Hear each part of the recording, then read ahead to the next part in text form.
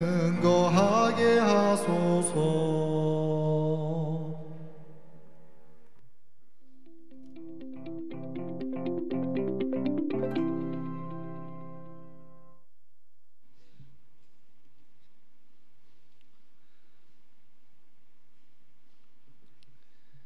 사랑하는 성도 여러분, 안녕하십니까? 3일 동안 평안하셨나요? 우리 비가 내리고 더위가 조금 물러간 것 같아서 참 좋은 것 같습니다. 우리 화창한 날씨 가운데에 이렇게 예배당을 찾으신 우리 성도님들을 진심으로 환영합니다. 오늘은 로마서 두 번째 시간으로 남을 판단하는 사람아 라는 제목으로 로마서 2장의 말씀을 연구하려고 합니다. 지난주 로마서를 첫 번째로 시작하면서 우리 로마서가 성경 전체 하나님의 언약을 주제로 하는 이 성경을 볼 때에 그 언약의 반지의 보석 부분에 해당하는 책이 바로 로마서다라는 말씀을 드렸습니다. 이 편지의 저자인 바울은 복음을 가장 전하고 싶었지만 가지 못했던 곳 어디였죠? 로마였습니다.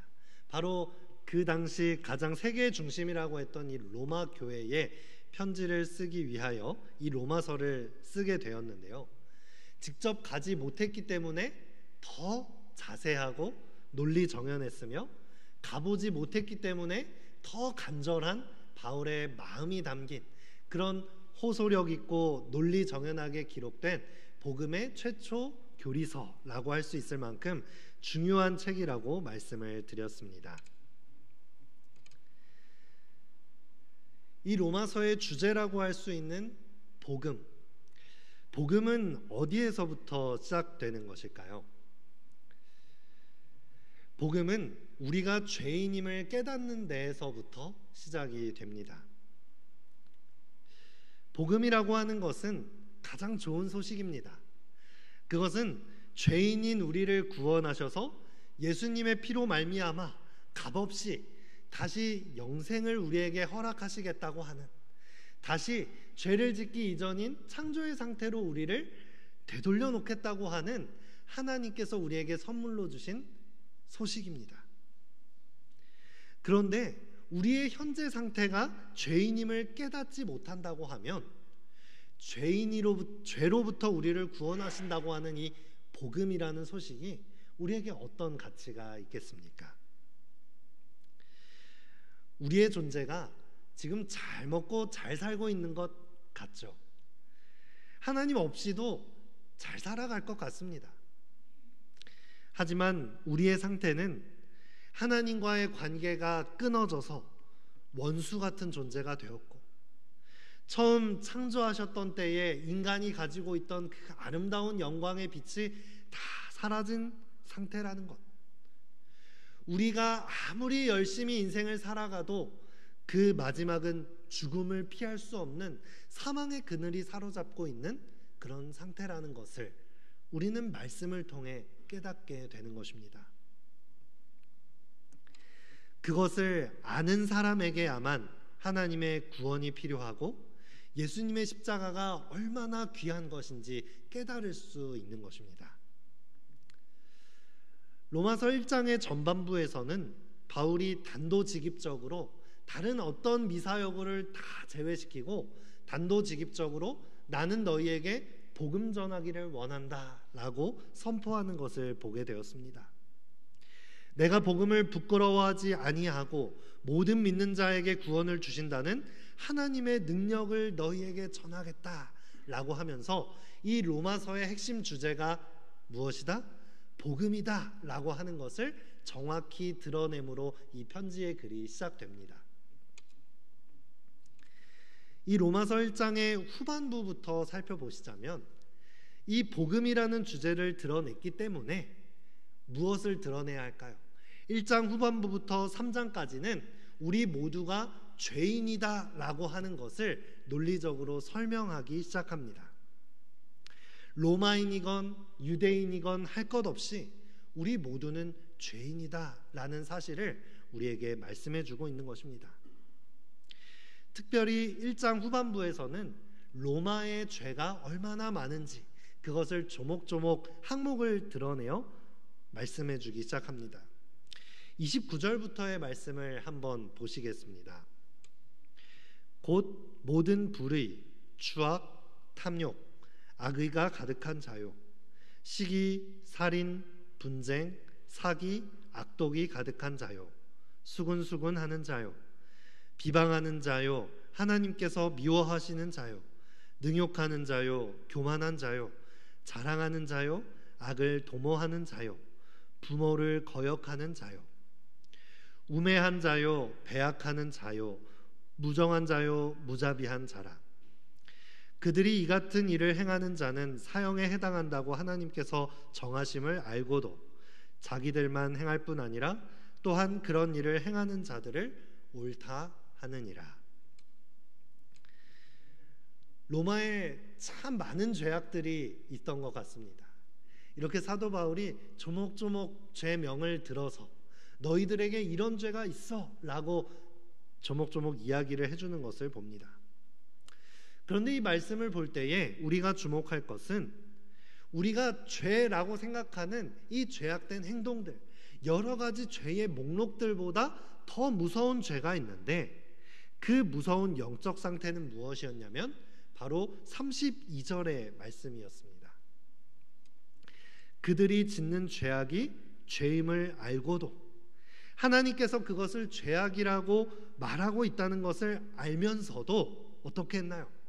아주 교만하여져서 그런 일을 행하는 것이 옳다라고 주장하는 분위기였다고 로마의 상황을 설명해 주고 있는 것입니다. 즉 로마 시민들은 대놓고 하나님을 배반했다는 것이에요. 하나님이 무슨 상관이 있느냐? 하나님이 무엇인데 우리가 하나님을 두려워해야 하느냐? 로마의 권력과 로마의 영광이 더 높고 위대하다라고 스스로 여겼던 것입니다. 하나님의 법을 비웃는 것입니다. 이 말씀을 볼 때 저는 요즘 우리가 살아가는 이 세상도 다르지 않다는 생각을 갖게 되었습니다. 하나님이 필요 없는 듯이 살아갑니다. 교회가 타락했을지언정 성경 말씀이 우리에게 필요 없습니까? 성경의 율법의 기준과 말씀의 기준들이 우리의 삶에 정확히 우리의 죄를 드러내고 있음에도 불구하고 사람들은 그것을 눈여겨보지 않습니다. 하나님의 법, 하나님이 없이도 잘 먹고 잘 살아가는 것이 우리의 현대 사회인 것 같습니다. 사람들이 이룩해 놓은 지식과 과학, 문화들을 찬양하면서 인간이 이룩해 놓은 업적을 이 세상 속에서 가장 높이며 살아가는 것이 우리의 사회인 것 같습니다.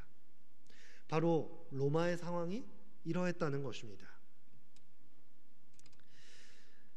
미국 대중가요의 가장 유명한 척도를 가로짓는 차트라고 할 수 있는 것이 빌보드 차트입니다. 한 번쯤 들어보셨나요?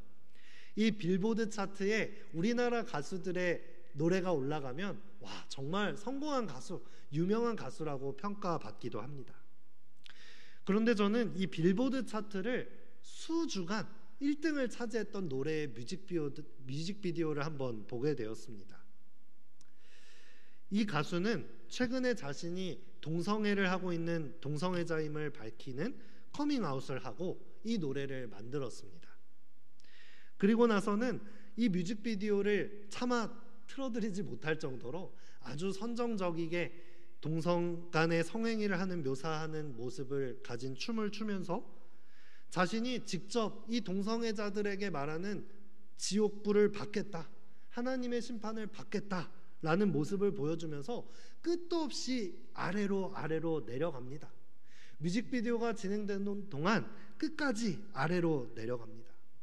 그리고 그 지옥에 앉아있는 사탄을 만나서 직접 그 사탄을 처단하고 사단이 쓰고 있던 왕관을 자신이 쓰는 모습을 보여주며 뮤직비디오가 끝이 납니다. 그런데 이런 뮤직비디오의 내용을 가진 이런 팝송이 그저 어떤 소수들이 즐기는 매니악한 그런 음악이 아니라 빌보드 차트의 1등을 수주간 할 정도로 이 가수의 영향력이 어마어마했고 이 노래가 아주 유명했습니다. 이런 노래들이 대중들의 눈과 귀를 사로잡는 그런 대중문화 속에 우리들이 노출되어 있다는 사실입니다. 우리가 살아가는 세상이 얼마나 하나님의 법을 비웃으며 하나님을 얼마나 원하지 않는지 그런 문화들을 우리는 볼 수 있는 것입니다. 정말 마지막 때가 눈앞에 다가와 있다는 것을 구태의연하게 설명하지 않더라도 우리는 쉽게 느낄 수 있습니다. 그리스도인들은 과연 이런 마지막 시대를 어떻게 살아가야 하는 것일까요? 어떻게 복음을 드러내고 어떻게 하나님의 율법대로 살아갈 수 있을까요? 우리가 로마서 2장을 통해서 이러한 메시지를 발견하길 원합니다. 로마서 1장에서 로마의 이러한 죄된 항목들과 죄악된 영혼의 상태를 우리에게 말씀한 후에 로마서 2장은 우리에게 이런 메시지를 전합니다. 그러므로 라고 운을 떼면서 시작합니다. 이렇게 죄악 세상이 가득한 세상을 살아가는데 그러므로 하나님을 믿는 그리스도인들은 어떻게 살아가야 하느냐라고 말씀을 전하는 것입니다. 어떤 말씀을 우리에게 전하고 있을까요? 우리 로마서 2장 1절을 함께 읽어보길 원합니다. 함께 읽어보겠습니다. 시작. 그러므로 남을 판단하는 사람아, 누구를 막론하고 내가 핑계하지 못할 것은 남을 판단하는 것으로 내가 너를 정죄함이니 판단하는 내가 같은 일을 행함이니라. 어떤 말씀을 하고 있습니까? 오늘날의 문제는 세상에 죄악이 이렇게 가득한 것도 문제이다. 하나님을 이렇게 무시하고 하나님의 법을 무시하는 이 세상의 상태도 문제이다. 하지만 더 큰 문제가 있는데 그것은 이 땅에 살아가는 그리스도인들, 예수님을 믿고 있는 그리스도인들이 제 역할을 다 못하고 더 큰 죄를 짓고 있다라는 것을 바울은 우리에게 소개하고 있는 것입니다. 그리스도인들에게는 세상 죄악보다 더 큰 죄가 있는데 그것은 남을 판단하고 정죄하는 죄를 짓고 있다는 것입니다. 로마의 죄가 가득한 것이 맞았습니다. 하나님의 율법을 알고도 그 심판을 두려워하지 않는 사람들이 있던 것이 맞아요. 그리고 그들이 선택한 대로 하나님의 심판을 피할 수 없을 것이 자명했습니다. 그런데 여러분, 이러한 사실을 알게 된 하나님의 백성들은 어떤 반응을 보여야 할까요? 이런 죄악 세상을 우리가 마주하고 죄악의 구렁텅이를 벗어나지 못한 사람들을 마주할 때에 우리가 보여야 하는 반응은 어떤 반응일까요? 아이고, 잘됐네, 잘됐어. 그렇게 마음대로 세상 법대로 살아가더니 잘됐네. 그래, 하나님의 벌을 받아라. 이렇게 마음속으로 고소해야 하고 즐거워해야 할까요? 아니면 나는 너희와 같지 않고 나는 세속적이지 않고 하나님의 복음을 받고 의롭게 살아가고 있다고. 아이고 다행이다. 나는 하나님을 믿고 있으니 그 자부심을 가지면서 살아가야 되는 것입니까? 아닐 것입니다. 우리가 죄인들을 향해서 가져야 할 태도는 예수님의 마음일 것입니다. 예수님께서 어떻게 하셨습니까? 이 죄악 세상을 구원하시기 위해 이 땅에 내려오셔서 목숨까지 버리신 사랑이 예수님의 십자가의 사랑인 것입니다. 이 사랑을 먼저 경험하고 먼저 받은 그리스도인이라면 우리도 죄악 속에 있는 그 죄인들을 바라보면서 그 죄악을 가슴 깊이 통탄하면서 그들에게 예수님의 사랑을 전하고 복음을 전하고 그 율법을 들고 나아가야 하는 것이 그리스도인의 태도인 것입니다. 하지만 로마 교회는 그렇게 하지 않았던 것입니다. 로마에 사는 유대인들, 하나님의 선택을 받고 어마어마한 은혜를 먼저 경험한 그들, 유대인이면서 그리스도인들이 되었던 그들은 그들에게 예수님의 사랑을 전하는 대신 죄인들을 정죄하고 판단했던 것입니다. 아주 교만한 마음을 가지고 너희들 이런 죄악을 짓고 있으니 너희들은 심판받을 거야. 유대인들, 바리새인들은 우리가 성경을 통해 잘 알고 있습니다. 그들은 잘못된 선민의식에 빠져서 그들 안에 복음을 가두고 다른 사람들을 하대히 여기고 자신들만 구원받을 것이라는 민족 중심적인 사상에 빠져버렸습니다. 그런데 이들이 예수 그리스도를 믿고 예수님을 믿게 된 그리스도인이 된 이후에도 그들의 뼛속 깊이 가지고 있던 이 선민 사상은 미처 버리지 못했던 것입니다. 그들이 가진 이 선민 사상은 복음을 어지럽혔습니다. 유대인들은 하나님의 선택을 받았고 하나님의 직접적인 인도하심을 받았으며 하나님의 율법을 직접 받아든 민족이었습니다. 그런데 이들은 이런 사실 때문에 다른 하나님을 알지 못하는 이방인들과는 질적인 차이가 있다라고 생각을 한 것입니다. 그래서 그리스도인이 되는 것보다 중요한 것은 무엇이냐면 예수님을 믿게 된 로마인들, 예수님을 믿게 된 그 당시 다른 민족의 사람들을 할례를 받게 하는데 목숨을 걸었어요. 너희들이 예수님을 믿게 된 것은 좋지만 먼저 할례를 받아야 돼. 너희들이 먼저 유대인이 되어야 하고 너희들이 가진 이런 죄악들을 조목조목 회개해야 해. 그런데 여러분, 하나님께서 유대인들을 택하신 이유가 무엇입니까? 유대인들을 택하신 이유가 그들이 다른 민족들보다 특출나고 잘났고 그렇게 유대인들이 생각하는 만큼 스스로 의롭다고 여길 만큼 잘났기 때문에 그들을 선택하셨나요? 아니었습니다. 도리어 그 반대였습니다. 신명기 7장 7절에는 이렇게 말씀합니다.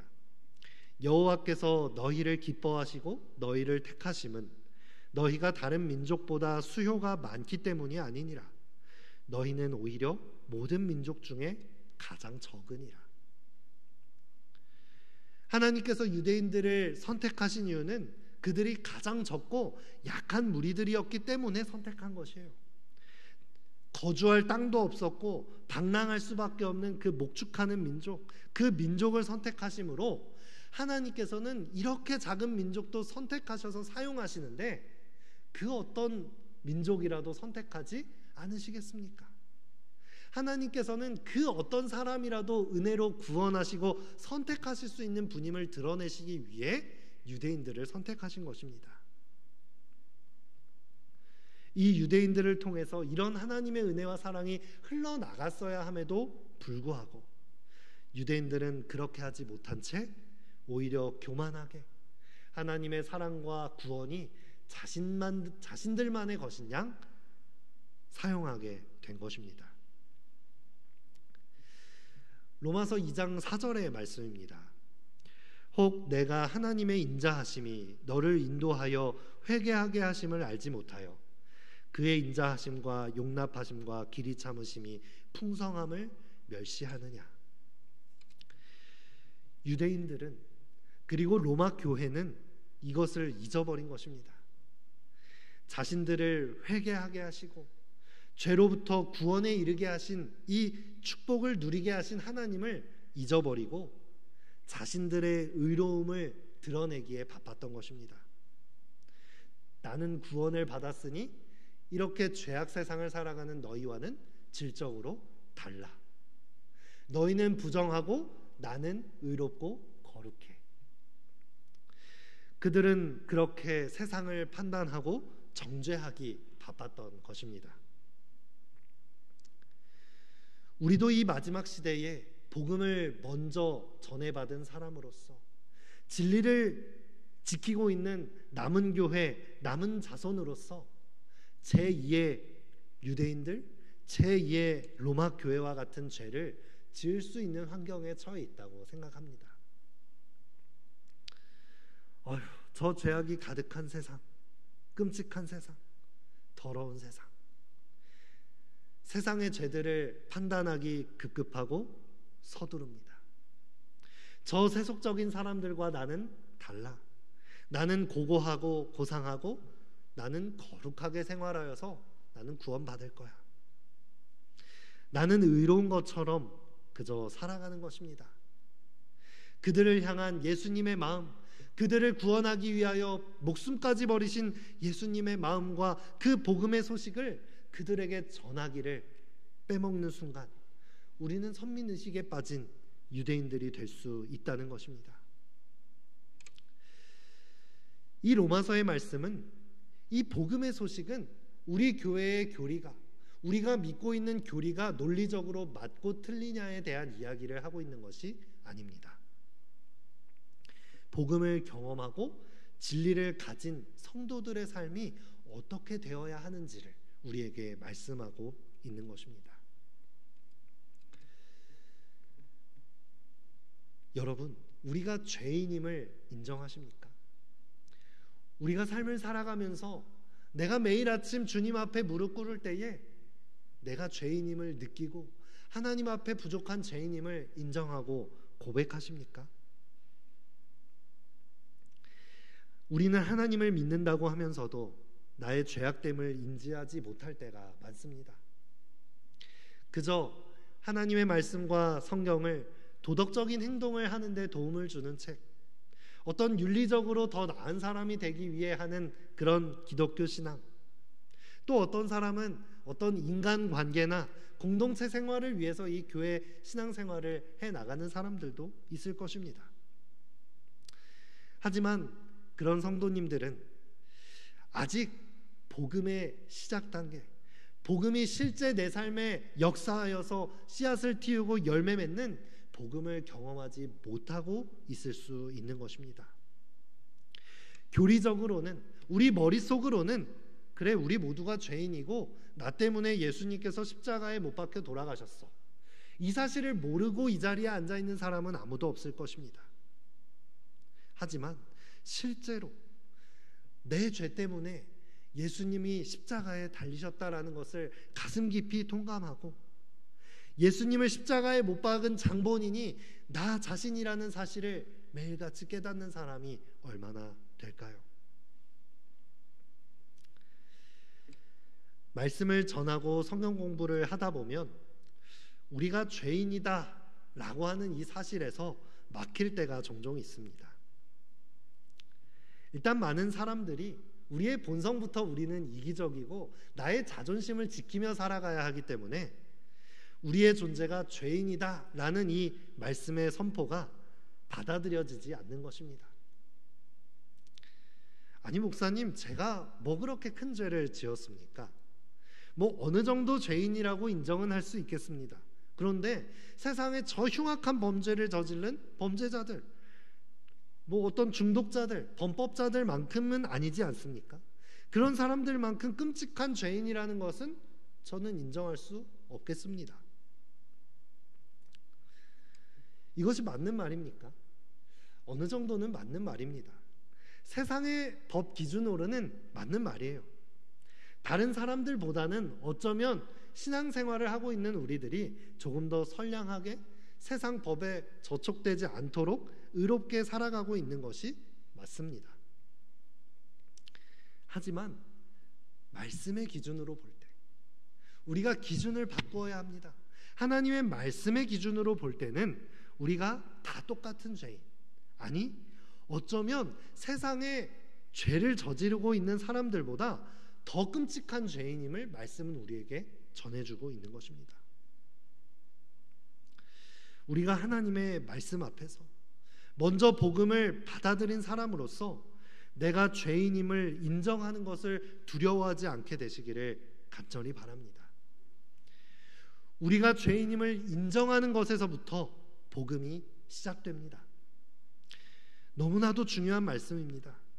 세상의 수많은 끔찍한 죄보다 더 끔찍한 죄는 하나님의 사랑을 이미 받고 경험하였으면서도 그저 그들을 판단하고 정죄하고 있는 것, 그들에게 복음을 가져가지 않고 그들을 판단하는 것이 더 큰 죄라고 성경은 우리에게 말해주고 있는 것입니다. 소위 믿음이 좋다고 말하고 하나님을 잘 믿고 있다는 사람일수록 이런 죄에 빠지기가 더 쉬운 것 같습니다. 한 기독교 커뮤니티에 이런 글이 올라왔다고 합니다. 진짜 무서운 사람이라는 글인데요. 새벽기도 한 번도 빠지지 않는 집사님 눈길이 무섭다. 11조 정확하게 꼬박꼬박 하는 신자의 눈길이 무섭다. 40일 금식기도 다녀온 권사님 눈길이 무섭다.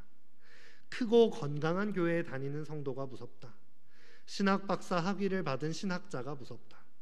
성도 수가 제곱되는 교회 목사님이 무섭다. 이 글이 어떤 뜻입니까? 잘하고 있는 그리스도인들일수록, 열심을 내고 있는 그리스도인일수록 남을 판단하고 정죄하는 이 이면에 가진 죄성을 갖기가 너무나도 쉬운 것임을 드러내는 것입니다. 여러분, 뉴스만 틀면 나오는 세상의 끊임없는 범죄가 무서운 것이 아닙니다.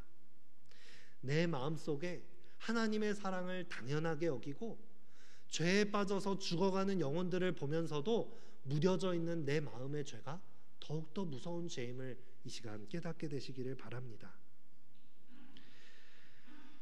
우리는 하나님께 다가갈수록 죄악에 대해서 더욱 민감하게 반응하게 됩니다. 보이지 않던 죄들이 보이게 되고요. 어떤 것이 선이고 악인지 정확하게 분별하는 영적인 분별력이 생깁니다. 그런데 우리에게 생기는 이 영적 분별력을 잘 사용해야 하는 것입니다. 이 영적 분별력을 이용하여 나의 마음을 돌아보아 이 죄를 회개하여야 하는데, 내가 하나님의 말씀에 가까이 갈수록 다른 사람의 죄가 더 보이고 이 세상의 죄만 더 크게 보인다면 우리는 다시 한번 회개하여야 합니다. 세상에 많은 죄악들이 보이는 것이 아니라 판단이 가득한 나의 죄악된 마음을 다시 한번 말씀에 비추어 살펴보아야 하는 것입니다.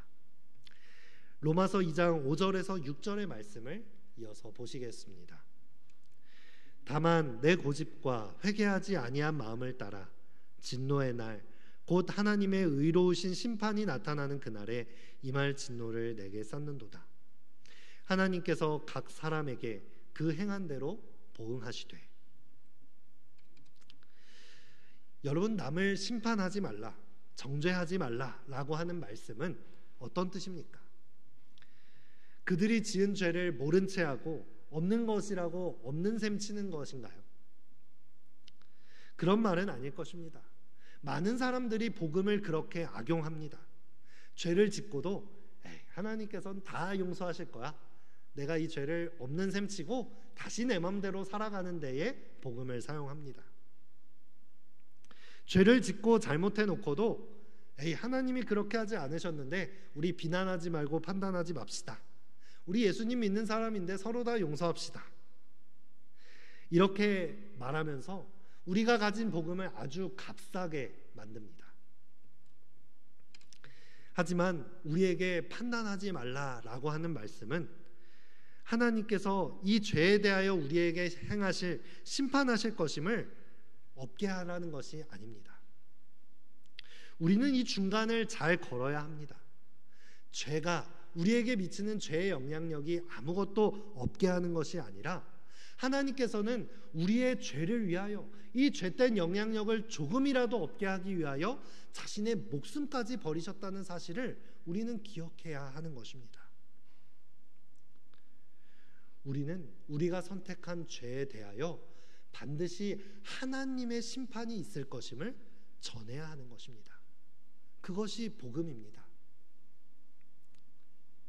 자신의 뜻대로 하나님의 법이 필요 없는 것처럼 마음대로 살아가는 사람들에게 하나님의 심판이 있을 것이다 라고 말하는 것이 복음입니다. 우리가 하나님의 말씀을 가까이 하였을 때에 내 스스로 하나님의 심판의 권위를 침범하는 일을 해서는 안 됩니다. 우리의 죄를 판단하시고 심판하시는 것은 누가 하시는 일입니까? 오직 주권을 가지신 하나님께서만 하시는 일입니다. 우리가 다른 사람을 정죄하고 판단하고 심판하는 것이 아니라 우리는 하나님을 전해야 합니다. 우리의 어떤 죄악이든 용서하시고 회개하게 하시는 예수님의 복음을 전하며 우리를 심판하실 하나님을 전해야 하는 것입니다. 하나님의 심판이 우리에게 임할 때에 하나님께서는 우리의 인생을 괴롭게 하는 죄의 문제를 영원히 해결해 주실 것입니다. 여러분, 우리는 복음에 뿌리 내리고 구원받은 사람으로서 그에 합당한 열매를 맺어야 할 것입니다. 겉모습으로는 하나님을 잘 믿고 복음에 뿌리를 내린 것 같았는데 내 행동의 열매는 다른 열매를 맺고 있다면 우리가 정말로 우리의 신앙이 하나님의 복음에 잘 뿌리 내렸는지 점검해 봐야 하는 것입니다. 우리의 신앙이 예수님의 십자가에 뿌리를 내렸다면 우리는 필연코 예수님의 사랑의 열매를 맺게 될 것입니다. 자신을 십자가에 못 박고 침뱉고 조롱하는 사람들마저도 품어줄 수 있는 그 사랑의 열매를 우리가 맺게 되는 것입니다. 사과나무를 땅에 심었다고 생각해 보시기 바랍니다. 그 나무가 시간이 지나서 좋은 사과 열매를 맺기를 기대하겠죠. 그런데 모든 것이 기대대로 되지 않을 수는 있어요. 어떤 것은 큰 사과를 맺기도 하고 어떤 것은 작은 사과를 맺기도 할 것입니다. 그런데 그것이 사과 열매가 맺히지 않고 아예 다른 열매가 맺혔다면 그것은 완전히 다른 문제가 되는 것이죠. 우리가 복음의 뿌리를 내리고 있다면 우리는 그것으로 살아가는 것입니다. 우리의 열매가 때로는 크게 맺힐 수도 있고 작게 맺힐 수도 있어요. 하지만 그것은 문제되지 않습니다. 우리가 살아가는 것은 그 뿌리, 예수님께 뿌리 박은 것으로 살아가는 것입니다. 하지만 우리는 무엇에 자꾸만 집중합니까? 내게 큰 열매가 맺혔는지 작은 열매가 맺혔는지에 집중하는 것입니다. 우리가 말세를 살아가는 그리스도인으로서 보여주어야 할 열매가 무엇입니까? 성경 말씀에 맞고 틀림으로 사람들을 판단하고 정죄하는 열매를 보여주는 것은 절대로 예수 그리스도의 뿌리로부터 나오는 열매가 아닙니다. 우리가 드러내야 할 진리는 예수님의 사랑의 열매로 드러나야 하는 것입니다. 세상의 수많은 살인 사건들을 보면서 혀를 차고 나는 저런 사람이 안 되었음에 안도감을 느끼는 것이 아니라 오히려 그들을 위해 기도할 수 있는 마음을 갖게 되시기를 바랍니다.